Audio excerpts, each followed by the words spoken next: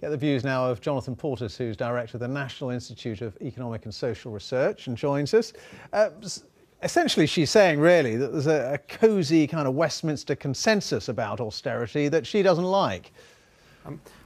Well, I think she's right in the sense that both parties have accepted or all the main parties have accepted the need for deficit reduction. Although there is still a significant difference. Labour would cut the deficit considerably more slowly and would spend considerably more. What she's saying is that even that is not enough and that we could afford to spend even more than Labour are planning. That would mean more borrowing and a somewhat higher deficit, but it would also mean considerably less in the way to the sorts of cuts in public services that are implied by Conservative plans.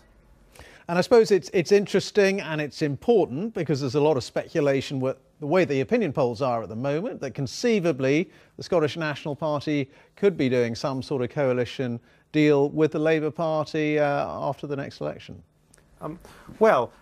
There is quite a lot of room for manoeuvre in terms of plans to get the deficit down over the next Parliament. Even what Nicola Sturgeon is proposing, which would involve spending quite a lot more and borrowing quite a lot more than what the Conservatives are proposing, would still result in a falling deficit and falling debt over the Parliament. So it would be fiscally sustainable. So there's quite a lot of room for manoeuvre for what, if there is a coalition government of whatever sort after the election and the plans go into the air, as it were, there is quite a lot of room for manoeuvre. This idea that further austerity is inevitable, desirable and necessary simply doesn't add up from an economic perspective. And in that sense, I think Nicola Sturgeon is quite right to put these issues on the agenda. But when she says that the government's austerity economics, as she calls it, has failed, I mean, the government would say, well, no, they haven't. I mean, inflation's pretty low, unemployment's pretty low, growth is pretty high. All those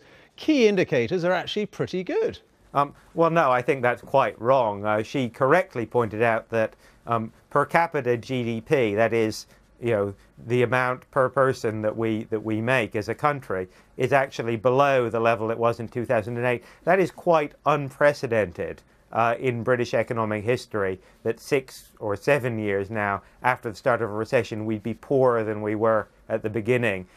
We have had reasonable growth over the last couple of years as the government has eased off on austerity, but the economic record over the Parliament of this government is pretty mediocre by any standards. And I think, we recently published an analysis by Simon Wren-Lewis of the University of Oxford, which pretty much backed up what she was saying. So I think that's a pretty respectable economic proposition that the government's policies have not been terribly successful.